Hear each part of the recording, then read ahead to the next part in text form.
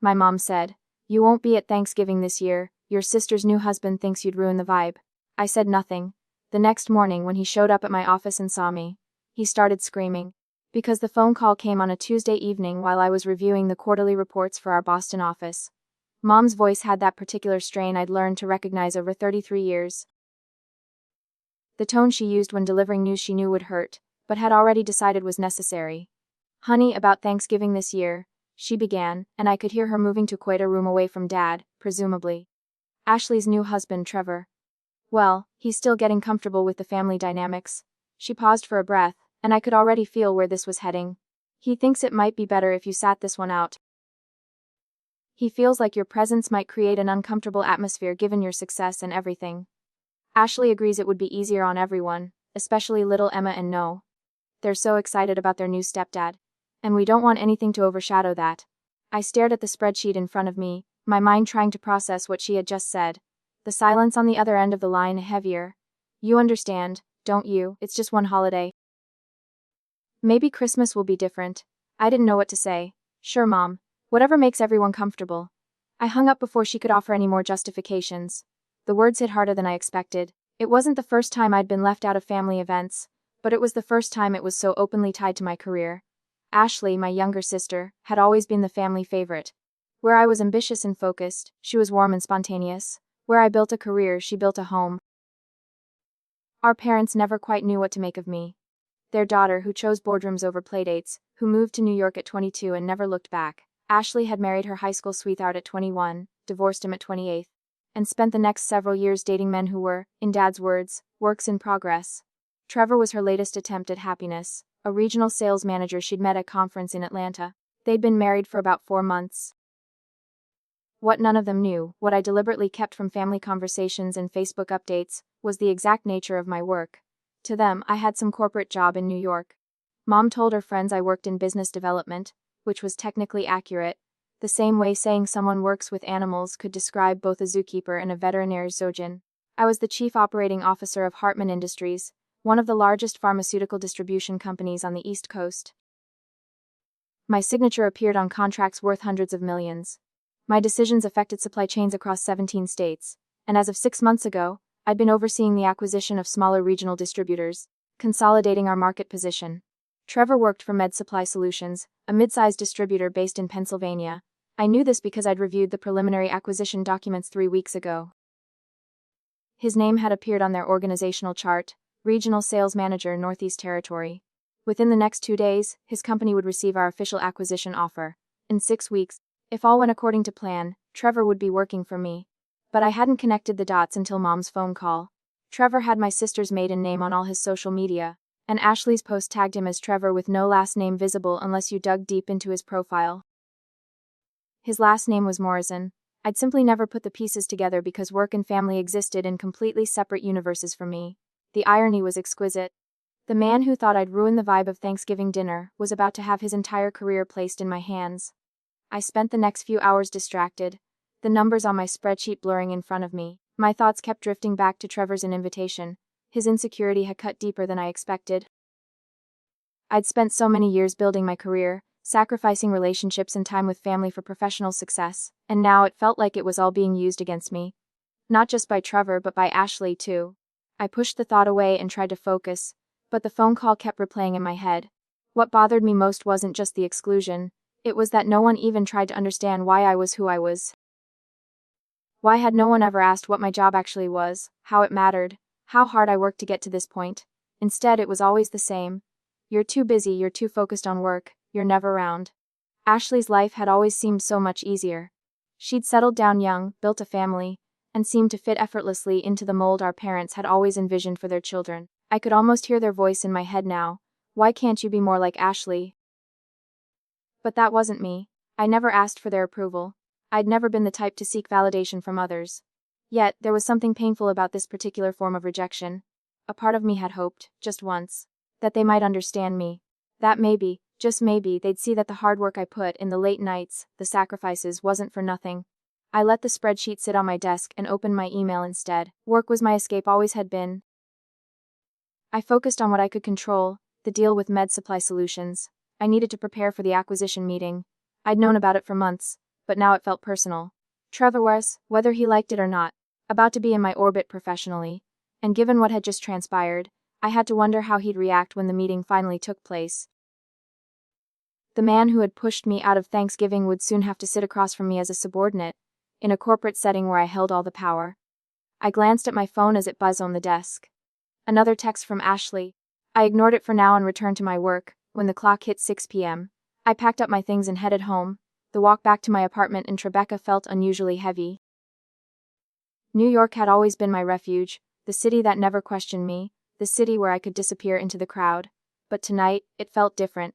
I couldn't shake the feeling of being out of place, even here. The city's bright lights seemed to mock me, reminding me of all the things I'd missed: birthdays, family dinners, holidays. I arrived at my apartment, threw my coat over the back of the chair, and headed straight to the kitchen. I wasn't hungry, but I needed something to occupy my hands. I opened the fridge and pulled out a bottle of wine. As the cork popped, I caught my reflection in the window. My eyes tired from too many hours spent in front of screens. I poured myself a glass, then another. I needed to stop thinking about this, but no matter how much I tried to focus on work or the wine, my mind kept returning to that damn Thanksgiving dinner, to Trevor. To the way he had made it clear that my success was more of a threat than an achievement. The next morning, the tension didn't let up. I arrived at the office early, hoping to bury myself in work. But as the day wore on, I found myself distracted again. My phone buzzed with a message from my assistant. Trevor had arrived for the acquisition meeting. My stomach tightened. This was it. This was the moment where everything family, business, my entire identity collided. I tried to shake off the unease that was building inside me. I had to focus. I had to be the professional I always was. But as I made my way to the conference room, I could ignore the irony of the situation. Trevor was about to meet the part of me he'd never seen. He'd never respected it before. Now he would have no choice but to. As I walked into the room, I saw Trevor. He was standing by the window, adjusting his tie repeatedly. His nervous energy was palpable, and I couldn't help but feel a sharp sense of satisfaction. This was my turf now. The man who had tried to push me out of the family was about to see exactly what it meant to be on my level. The meeting was scheduled for 10 a.m., but I arrived early, my usual routine. I needed a few minutes to go over the details one last time.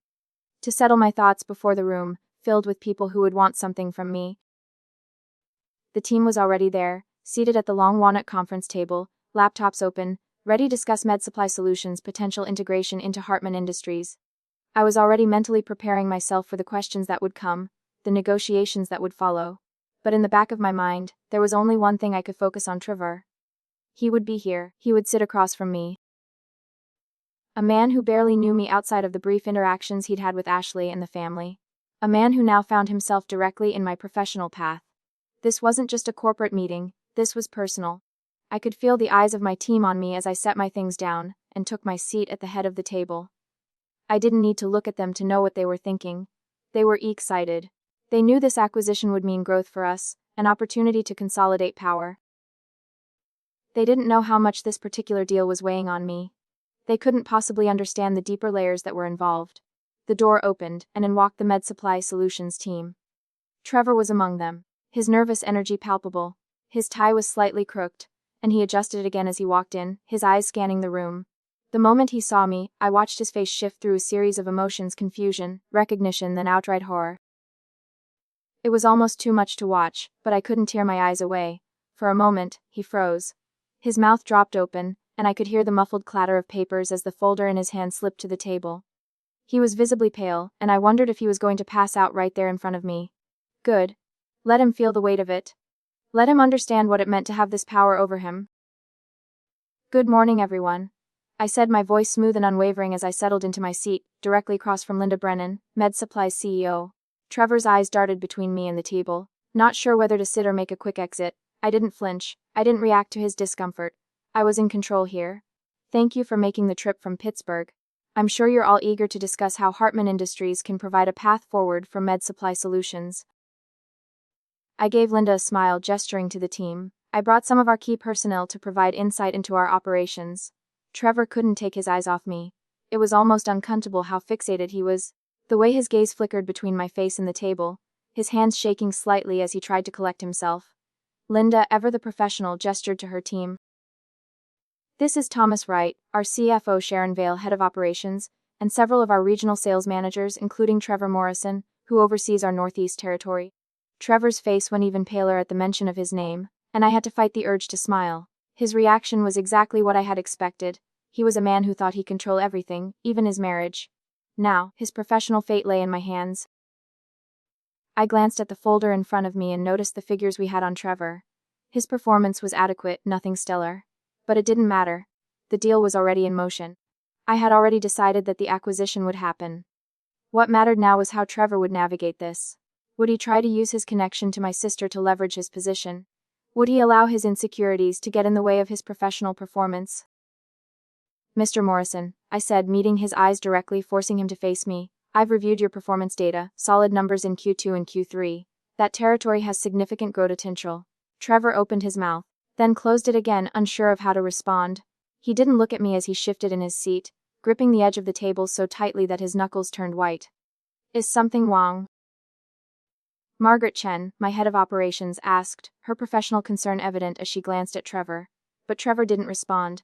Suddenly he stood up, his chair scraping loudly against the floor. The noise was sharp and jarring in the otherwise calm room. "I need to use the bathroom," he said, his voice tight. He turned quickly, almost running out of the room, leaving his colleagues exchanging looks of confusion and concern. Linda raised her eyebrows and shot me a quick look, but I kept my expression neutral. "I apologize." Trevor's normally much more composed. "The acquisition news has everyone a bit on edge." She gave a tight smile, but I could tell there was an undercurrent of discomfort. "Perfectly understandable," I replied smoothly.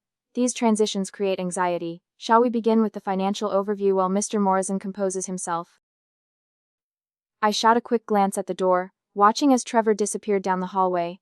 I couldn't help but feel a sense of satisfaction.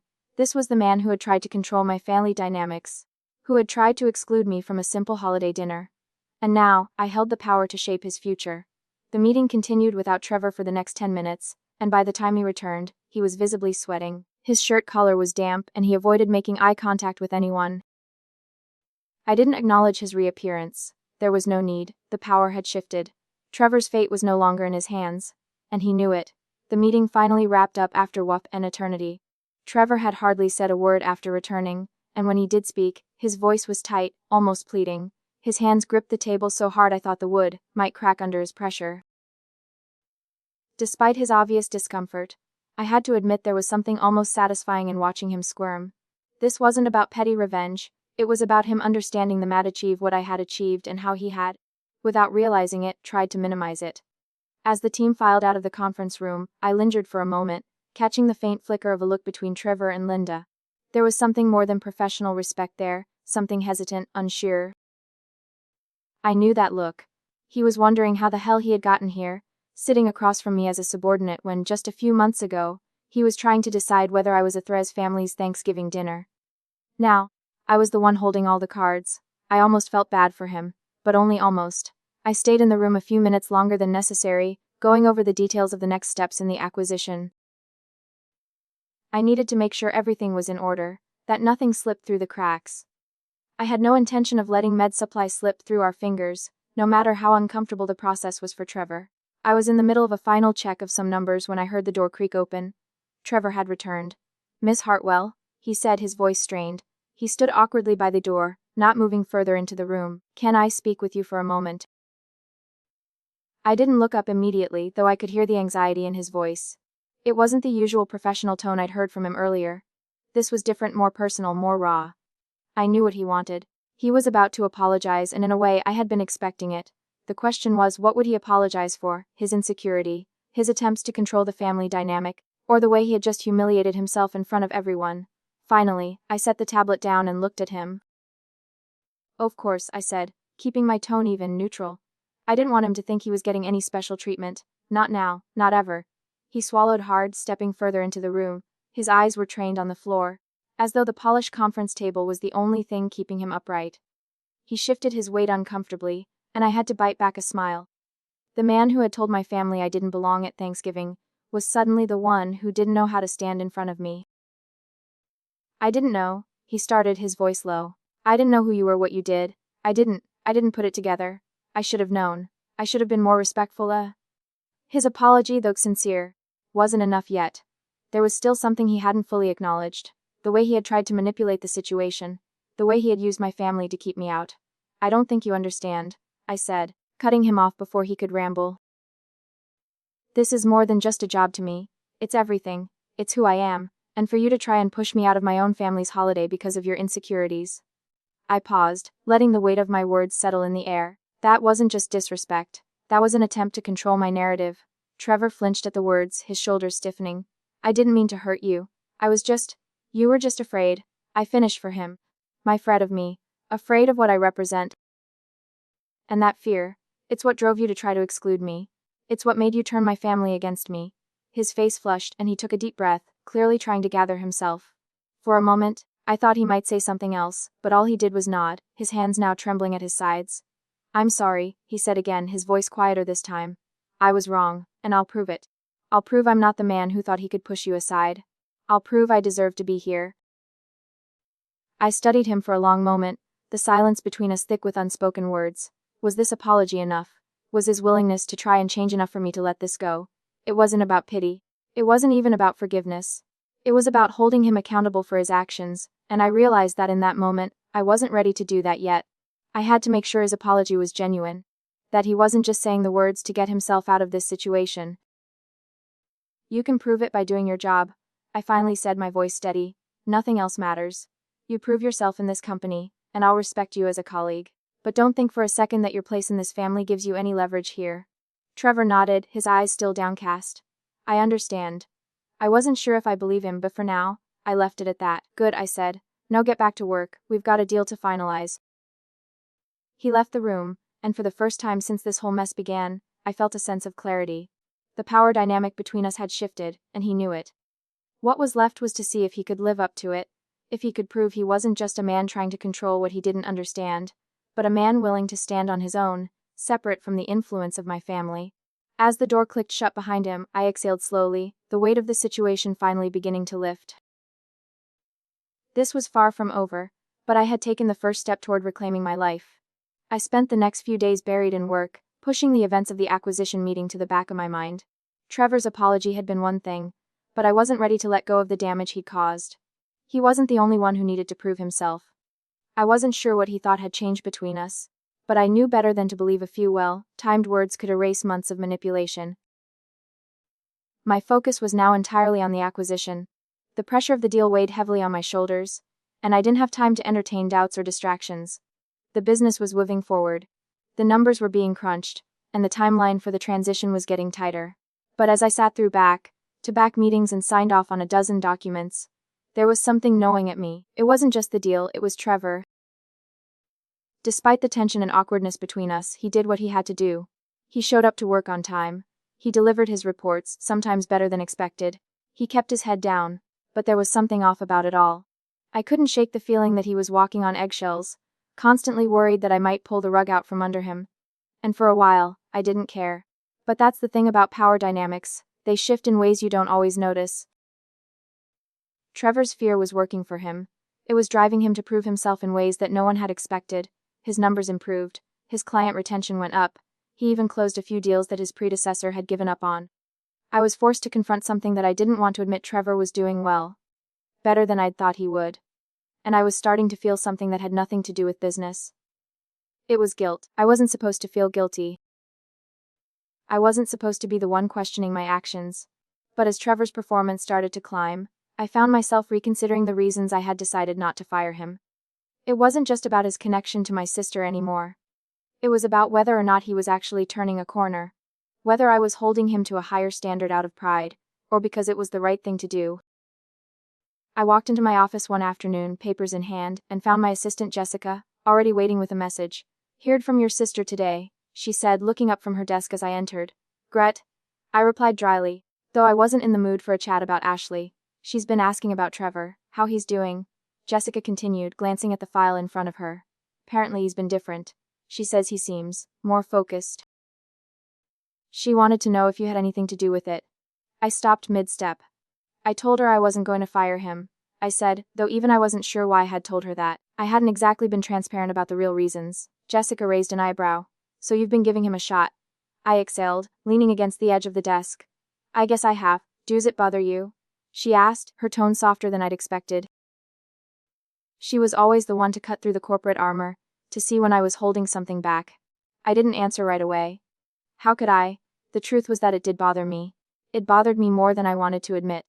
I had never been the type to make personal decisions at the cost of business. I had always prided myself on my objectivity. But here I was, questioning whether I'd made the right call with Trevor. Whether my refusal to fire him had been a professional decision or just an act of compassion. I shook my head, the weight of the decision settling deeper inside me. I don't know, Jess. Maybe I'm not so good at separating the two. Jessica smiled slightly. It's hard when you care about people, even when you don't want to. I don't care about him, I said quickly, but even I could hear the lie in my voice. I care about what's best for the company. She didn't respond to that, and I was grateful. I didn't need her to validate what I was already trying to ignore. The next few days felt like a blur of meetings, phone calls, and emails. I didn't give Trevor much thought beyond the work at hand, but there was still something gnawing at me. I couldn't ignore the change in him. His attitude, his professionalism. It was as if the man who had once been afraid of me had finally decided to face the challenge head on. When the next quarterly report came across my desk, I couldn't help but notice the numbers. Trevor's territory had shown a 22% increase from the last quarter up. His retenants were happy. He was performing, and not just meeting expectations but exceeding them. I had to give credit where it was due. I called him into my office the next day. His usual nervous energy was still there, but it was tempered now, controlled. Sit down, Trevor, I said as he stood awkwardly in front of my desk. I've seen your numbers, you've done well. He blinked, clearly surprised. You're not firing me. No, I said firmly, leaning back in my chair. You've proved yourself. Keep it up and you'll have a place here. But remember, this isn't about me forgiving you, this is about you earning your spot. He nodded, visibly relieved, but there was something more in his eyes now. Maybe it was gratitude, or maybe it was just the relief that he wasn't about to lose everything because of his past mistakes. Whatever it was enough to make him stand a little taller. He didn't say much, just a quiet thank you before he left, but I could tell he'd heard me. And in that moment something shifted in me. It wasn't just about business anymore. It wasn't just about family. It was about him becoming something better in me. Finally letting go of the need to prove that I was better than him. The next few weeks were a whirlwind of activity. The acquisition was moving forward as expected, and I was more than ready to close the deal. But as the days passed, something started to shift. My thoughts kept returning to Trevor. Despite his progress, despite the fact that he was doing exactly what I needed him to do, I couldn't shake the feeling that something was still unresolved between us. And it wasn't just about business anymore. It was personal. It was the phone call that really pushed me to confront it. I was at the office one evening, still working through emails when my phone buzzed. The caller ID said, Ashley. I hesitated for a moment before answering. Hey, Ash said, trying to keep my voice neutral. Nat, she paused, her voice tight. I need to talk to you. I sat up straight, sensing the tension in her words. What's going on? It's Trevor. He's freaking out. He says you're his boss now, and he doesn't know what to do with himself. There was a hint of panic in Ashley's voice, and I knew that this was bigger than just a casual phone call. I closed my laptop, my thoughts immediately jumping to the worst-case scenario. He's worried about his job. He's doing fine, Ash. I know, but it's not just that. He's terrified, she continued, and I could hear her voice cracking slightly. He feels like he's been exposed. Like everything he's ever, its whole career, it's all been a lie. He's afraid he's gonna lose everything, and it's just, I don't know. It's hard for me to see him like this. I leaned back in my chair, feeling a tight knot form in my stomach. Trevor had been so focused on proving himself that I had never once stopped to think about what he was actually going through. It wasn't just the fear of failure, it was the shame of it.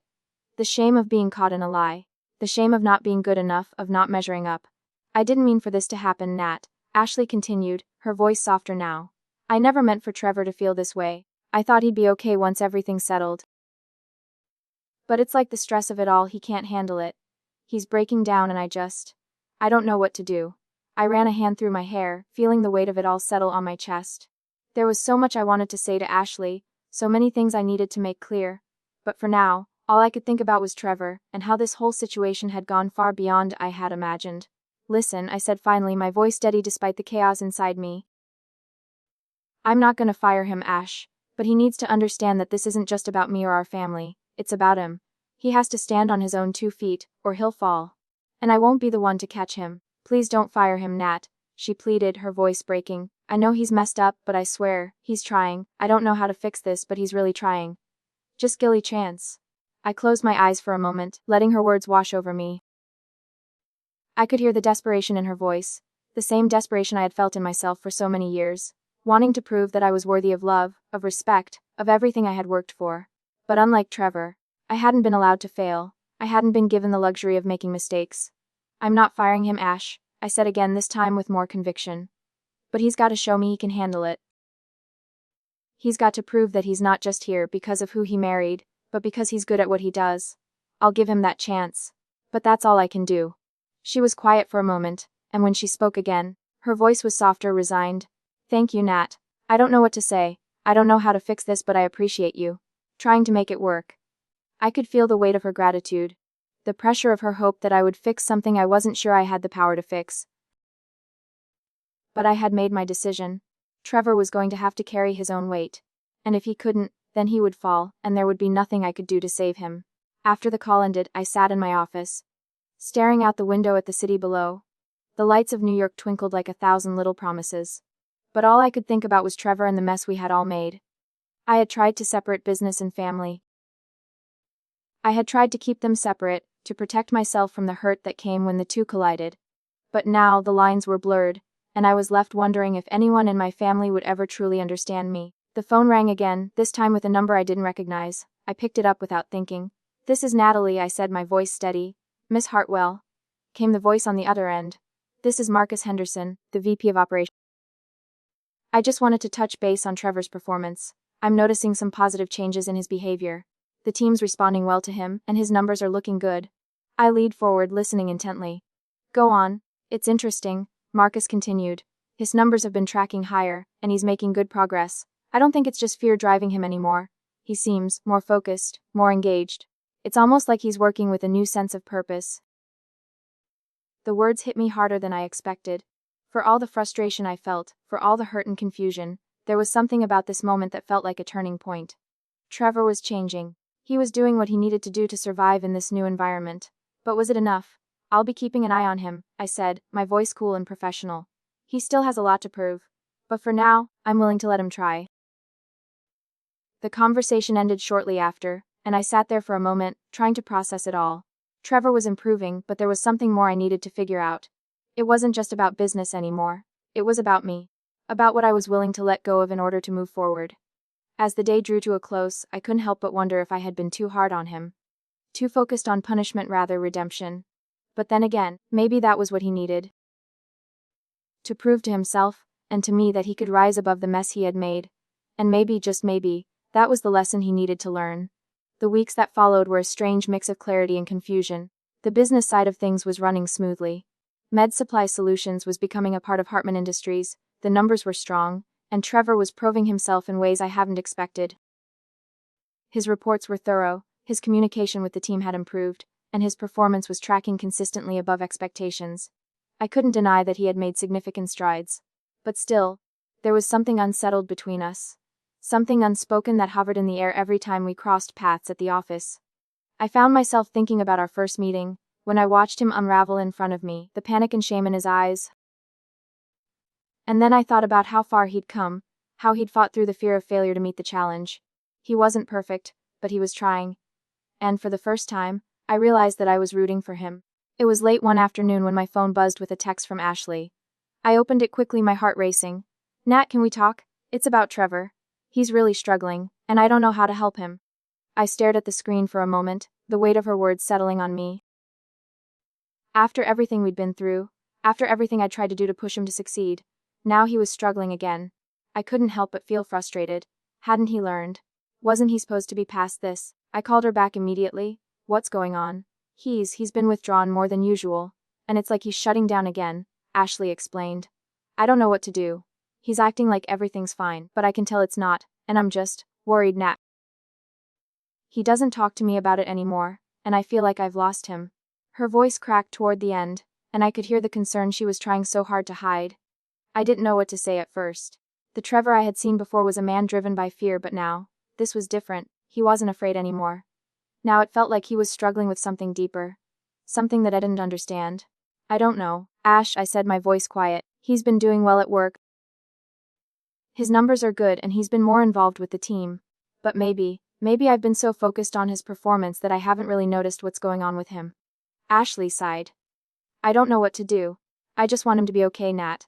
He's not the man he was before, but I can't tell if that's a good thing or not. I paused, considering her words. You know, Ash. He's not the only one who has to change. We all do. This isn't just about Trevor learning to fit in with the family. This is about all of us learning to understand him. And maybe I haven't been as patient as I should have been. Ashley was silent for a moment. I think we both need to be patient. But with ourselves, too. I closed my eyes, hearing the truth in her words. This wasn't just Trevor's burden to bear, it was all of ours. We had all failed to see him for who he was.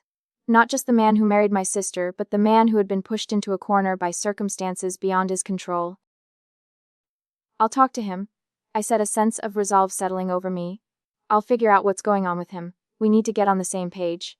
I ended the call and sat there for a moment. The weight of the decision pressing on me. I couldn't fix everything, couldn't undo the years of tension between Trevor and me, but maybe I could start by understanding him, by trying to see the person behind the professional facade he'd built. It was time to face the reality of who Trevor really was.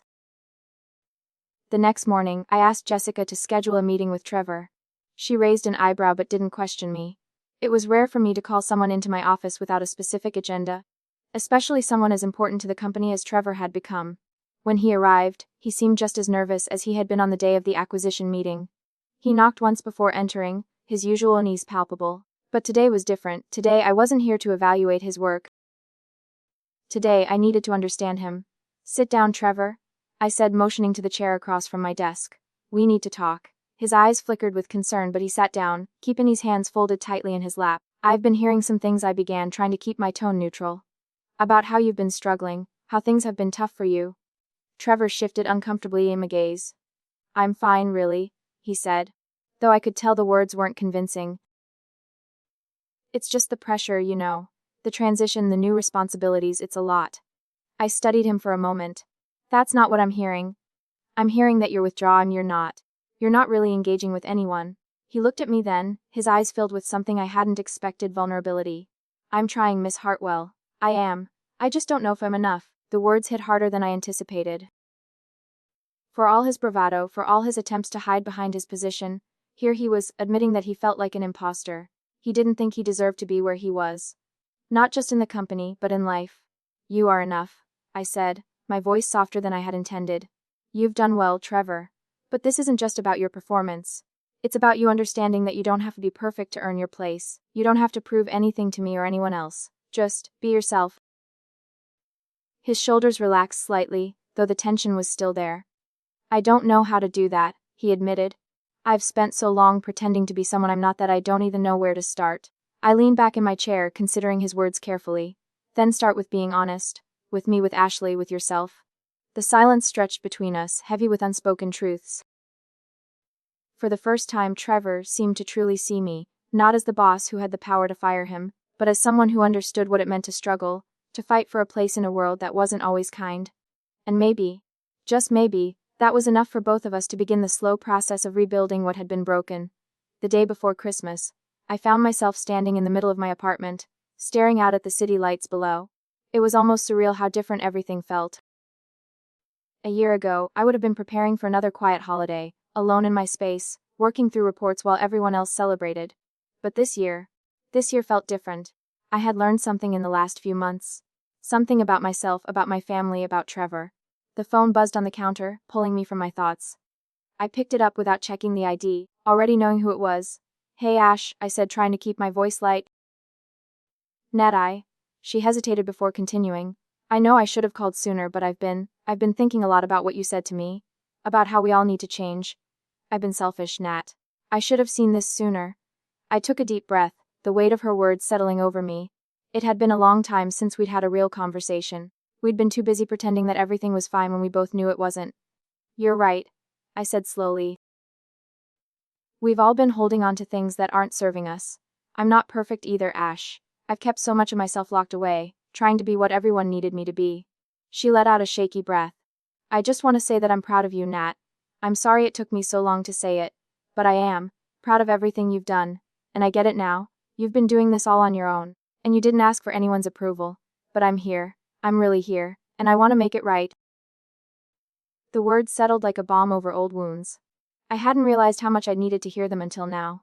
My eyes stung with unshed tears, but I didn't speak for a moment, letting the emotion pass before I replied. I appreciate that, Ash, I said quietly. And for what it's worth, I'm proud of you too. You've been through a lot and I know it's not always easy. But you've grown, I can see it. I can you, she whispered. Can I talk to Trevor? He wants to say something to you. I swallowed hard. It wasn't easy, but I nodded. Yeah, of course. Put him on. The line went quiet for a moment, and then I heard his voice. It was soft, uncertain, but there was something different in the way he spoke to me now. Something more genuine. Hey, Natalie. He started, and I could hear the nervousness in his tone. I want to say thank you for giving me the chance. I know I messed up. And I know I wasn't the best person when I first came into your life, but I don't know how to explain this. You didn't have to give me the time of day, but you did. And I just want you to know that I'm really trying to be better. For you. For Ashley.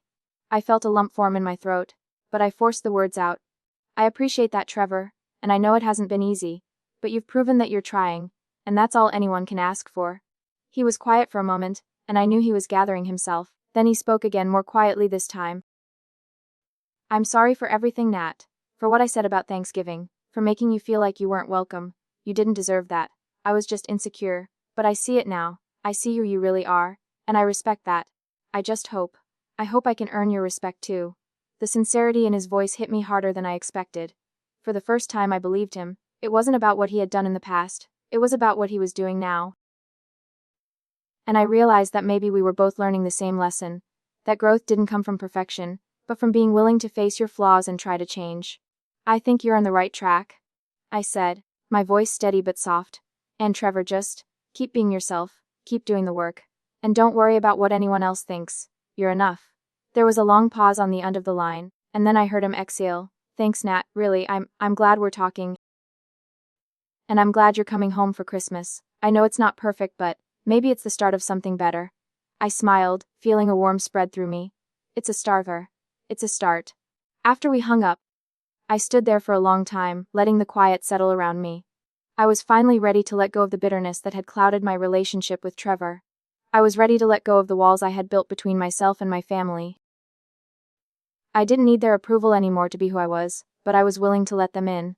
Slowly, carefully, I would let them see me not as the career-driven woman they had always misunderstood, but as the daughter, the sister, the person who had struggled to find a place where she belonged. The next day I flew home to Pennsylvania. When I walked through the door of my parents' house on Christmas Eve, I was greeted by the usual chaos, Dad cracking jokes, Emma and Noah running around, my mom fussing over everything. But there was something different this time. When my dad saw me, he didn't ask if I was happy with my career, or if I had found a man. Instead, he just pulled me into a hug, his voice gruff but sincere. I'm proud of you, Natalie, he said quietly. I should have said it sooner, but I am proud of everything you've done. My heart swelled in my chest. It wasn't perfect. It wasn't everything I had imagined, but it was enough. Later that night, as we sat down for dinner, I looked around the table. My family was there, imperfect, flawed, but they were trying. And for the first time in years, I felt like I could finally be myself. No pretenses, no apologies. Just me and all my complexities with the people I loved. And I realized in that moment that this was what mattered. Not the mistakes we had made, not the misunderstandings, but the willingness to rebuild, to grow, and to truly see each other. We were all on our own journeys. But maybe, just maybe, we could walk them together. Trevor raised his glass across the table, looking at me with a quiet respect. To family, he said, his voice steady. To second chances. I lifted my glass to meet his, the weight of everything we had all gone through finally lifting from my shoulders. To second chances, I echoed. And for the first time, I felt like I was exactly where I was supposed to be.